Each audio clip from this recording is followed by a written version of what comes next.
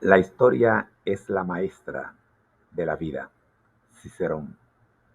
¿Sabía usted que en 1832 un granjero de mediana edad comenzó a predicar que Jesús iba a regresar pronto? ¿Sabía usted que en 1844 una frágil adolescente relató la primera visión que Dios le había dado?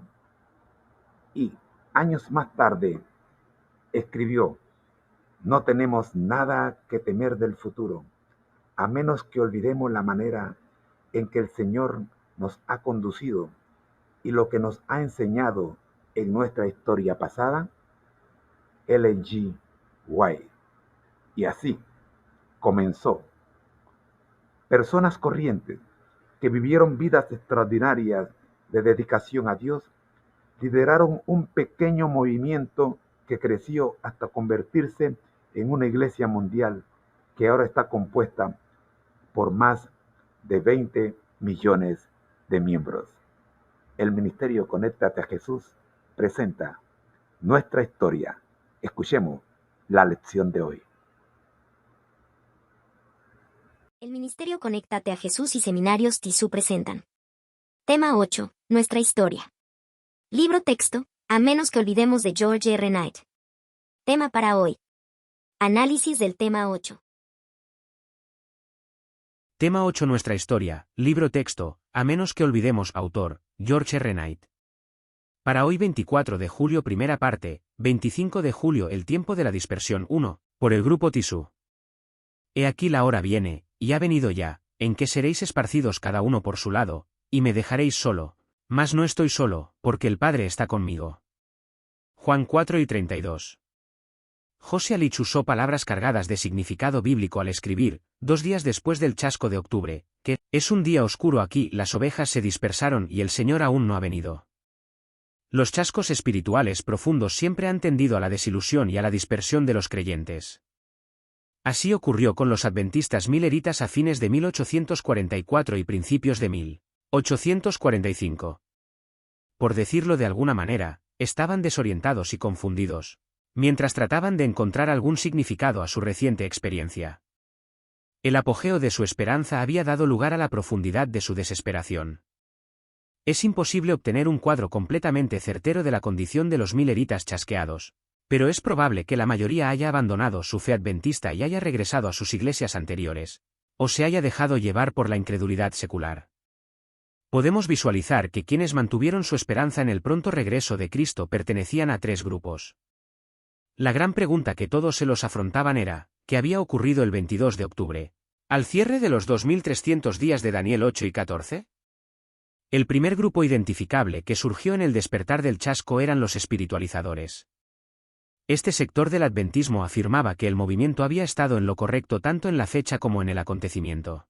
Es decir, Cristo había venido el 22 de octubre, pero había sido una entrada espiritual en sus corazones, y no un regreso visual, concreto, en las nubes de los cielos. Con esa interpretación, dieron un gran paso al costado en la interpretación bíblica de Miller. Comenzaron a espiritualizar su significado, incluso en lugares donde, obviamente, habla de acontecimientos literales, y con eso, se abrieron a toda clase de engaño. El fanatismo surgió fácilmente entre los espiritualizadores. Algunos afirmaban que, como estaban en el reino, necesariamente eran libres de pecado y estaban más a la con acento del pecado. Entre ese grupo, algunos tomaban esposos y esposas espirituales, con resultados muy poco espirituales. Otros sostenían que, como estaban en el 7º mes, estaba mal trabajar.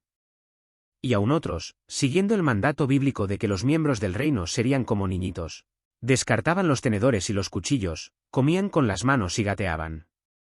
Huelga decir que hubo brotes de entusiasmo carismático que se extendieron por sus filas.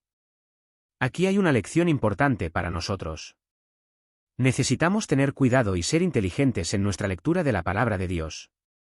Espiritualizar el significado claro de la Escritura es abrirnos al desastre espiritual. Análisis de todo el documento como de costumbre. Análisis del tema 8, el tiempo de la dispersión, del libro, a menos que olvidemos, de George R. Knight. Introducción. La experiencia del Gran Chasco de 1844 dejó una marca profunda en el movimiento adventista millerita. El tiempo de la dispersión que siguió al chasco fue un periodo de confusión y búsqueda de significado para los creyentes que habían esperado el regreso de Cristo. Utilizando Juan 4:32 como base, exploraremos cómo el desánimo y la dispersión afectaron a los adventistas y qué lecciones podemos aprender de este periodo de prueba. Primera parte, el tiempo de la dispersión. Texto original, Juan 4:32. He aquí la hora viene, y ha venido ya, en que seréis esparcidos cada uno por su lado, y me dejaréis solo, mas no estoy solo, porque el Padre está conmigo. Comentario. La dispersión de los creyentes. Después del chasco de octubre de 1844, Josiah Leach describió el día como oscuro y mencionó que las ovejas se habían dispersado. Este lenguaje refleja la desesperación y desilusión que sintieron muchos milleritas al enfrentar la realidad de que Cristo no había regresado como esperaban. Al igual que los discípulos se dispersaron después de la crucifixión de Jesús, los milleritas enfrentaron un periodo de incertidumbre y confusión espiritual. El desafío de mantener la fe. Durante este tiempo, muchos adventistas abandonaron su fe en el movimiento y regresaron a sus iglesias anteriores o adoptaron una perspectiva secular. Sin embargo, aquellos que mantuvieron su esperanza en la pronta venida de Cristo se dividieron en tres grupos principales, cada uno buscando comprender qué había sucedido realmente el 22 de octubre de 1844. Los espiritualizadores. El primer grupo que surgió después del chasco fue el de los espiritualizadores. Ellos creían que el movimiento millerita había acertado tanto en la fecha como en el evento, afirmando que Cristo había venido de manera espiritual a sus corazones el 22 de octubre. Esta interpretación, que se alejaba de la interpretación bíblica literal de Miller, llevó a un peligroso camino de espiritualización excesiva, donde incluso los eventos literales de las Escrituras fueron reinterpretados de manera simbólica. Peligros del fanatismo y la espiritualización. El fanatismo surgió rápidamente entre los espiritualizadores, quienes comenzaron a adoptar prácticas y creencias extremas. Algunos afirmaban estar libres de pecado y tomaban esposos y esposas espirituales, con resultados poco espirituales.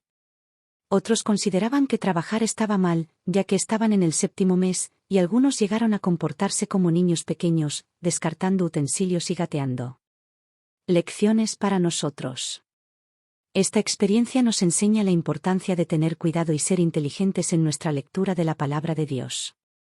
Espiritualizar el significado claro de las Escrituras puede llevar al desastre espiritual, abriendo la puerta a errores y engaños.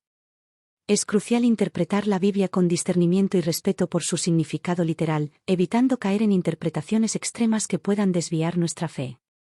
Conclusión y agradecimientos. Agradecemos a Dios por su guía y paciencia a través de nuestras experiencias y desafíos. Que podamos aprender de los errores del pasado y buscar siempre una comprensión más clara de su palabra, confiando en su promesa de guiarnos hacia la verdad.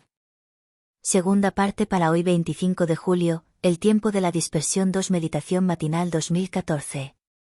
Entonces Jesús les dijo, todos vosotros os escandalizaréis de mí esta noche, porque escrito está, heriré al pastor, y las ovejas del rebaño serán dispersadas. Mateo 26, 31. Si Guillermo Miller temía una cosa por sobre toda otra, era el fanatismo. Su movimiento se había mantenido libre de esto hasta octubre de 1844.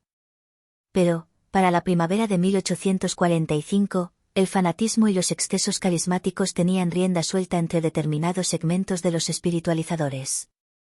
Para abril de 1845, Miller estaba fuera de sí con el creciente fanatismo. Ese mes, escribió a James que este es un momento peculiar.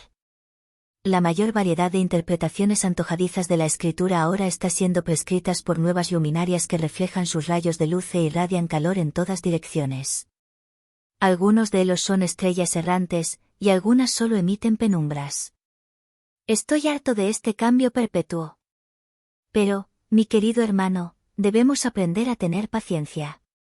Si Cristo viene esta primavera, no la necesitaremos por mucho tiempo, y si no viene, necesitaremos mucha más. Estoy preparado para lo peor, y espero lo mejor. Desgraciadamente para Miller, el tiempo continuó corriendo, y él y sus seguidores fueron testigos de algo menos que lo mejor que esperaban. 18 meses después, un Miller achacoso escribió: mis dolores no se terminaron. He tenido problemas de dolor de cabeza, dolor de muela, dolor de huesos y angustia desde que te fuiste, pero, mucho más de esto último, cuando pienso en tantos de mis hermanos queridos y amados, que desde nuestro chasco han caído en todo tipo de fanatismo, y abandonaron los primeros principios de la manifestación gloriosa del gran Dios y nuestro Salvador, Jesucristo. Él no era el único confundido y perturbado por el desconcierto general producido por la desorientación entre los espiritualizadores a comienzos de 1845. Jaime señaló, en mayo, que el movimiento del séptimo mes había producido un mesmerismo de 2 metros de profundidad. El problema de todos los milleritas a comienzos de 1845 era la cuestión de la identidad. Diferentes sectores del movimiento produjeron diferentes respuestas a esto, pero todos enfrentaban los mismos problemas. En pocas palabras, es difícil mantenerse erguido en tiempos de gran dificultad. Siempre ha sido así y siempre lo será. Nuestra oración diaria debe ser que Dios nos ayude a mantener ambos pies sobre la tierra, y nuestra mente con la mejor claridad de pensamiento, especialmente en tiempos difíciles. Y, al igual que Miller, debemos entrar en esos tiempos de prueba esperando lo mejor, pero preparados para lo peor. Ayúdanos este día, nuestro Padre, a tener una actitud equilibrada y una oración en nuestro corazón. Análisis del tema 8. Continuación: el tiempo de la dispersión, del libro A menos que olvidemos, de George R. Knight. Introducción. La segunda parte del análisis del tiempo de la dispersión explora el impacto del fanatismo en el movimiento millerita tras el chasco de 1844. Utilizando Mateo 26, 31 como base, veremos cómo los excesos carismáticos y la pérdida de dirección afectaron a los creyentes, así como las lecciones que podemos aprender para mantener nuestra fe firme en tiempos de prueba. Segunda parte, el tiempo de la dispersión. Texto original, Mateo 26, 31. Entonces Jesús les dijo: todos vosotros os escandalizaréis de mí esta noche, porque escrito está: heriré al pastor, y las ovejas del rebaño serán dispersadas. Comentario. El temor de Guillermo Miller al fanatismo. Guillermo Miller temía profundamente el fanatismo. Hasta octubre de 1844, su movimiento había estado libre de estos excesos, pero para la primavera de 1845, el fanatismo y los excesos carismáticos comenzaron a surgir entre ciertos segmentos de los espiritualizadores. Miller, al ver el fanatismo creciente, expresó su frustración y preocupación, describiendo la situación como peculiar y llena de interpretaciones antojadizas de las Escrituras. La necesidad de paciencia. En una carta a James en abril de 1845, Miller destacó la importancia de tener paciencia en medio de la incertidumbre. Esperaba que Cristo viniera pronto, pero reconocía que, si eso no sucedía, necesitarían aún más paciencia para enfrentar las pruebas que se avecinaban. El dolor de la desilusión. 18 meses después del chasco, Miller escribió sobre el dolor físico y emocional que sentía al ver a muchos de sus queridos hermanos caer en él fanatismo y abandonar los principios de la manifestación gloriosa de Jesucristo. Este desconcierto general y desorientación entre los espiritualizadores fue una carga pesada para él y otros líderes del movimiento. El problema de la identidad. A principios de 1845, los milleritas enfrentaban una crisis de identidad.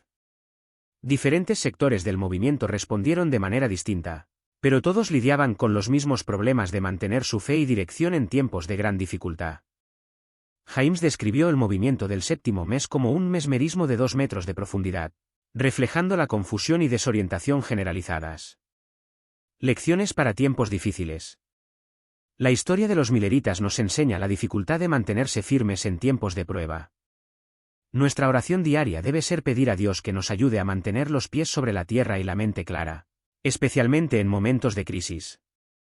Como Miller, debemos esperar lo mejor, pero estar preparados para enfrentar lo peor. Conclusión y agradecimientos. Agradecemos a Dios por su guía y por enseñarnos a través de las pruebas. Que podamos aprender de los errores del pasado y mantener nuestra fe firme, confiando en que Dios está con nosotros en todo momento. Gracias a todos los seguidores por su participación y dedicación en el estudio de nuestra historia de fe. Les invitamos a unirse a nuestra próxima reunión, donde continuaremos explorando cómo Dios ha guiado a su pueblo a lo largo del tiempo.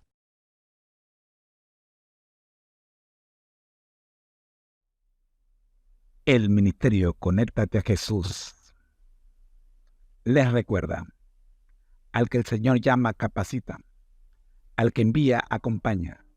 Siempre gozosos conectados a Jesús a través de la Biblia. Todos juntos, rumbo al cielo. Ha sido una presentación en la voz de la inteligencia artificial y su hermano José Moreno, del Ministerio Conéctate a Jesús. Te esperamos mañana. Bendiciones. Escríbenos a conectatejm@gmail.com. Bendiciones. Hasta mañana. Si gustas, dale me gusta. También puedes dejar tu comentario y te responderemos pronto. josefotoyvideo@hotmail.com. Bendiciones.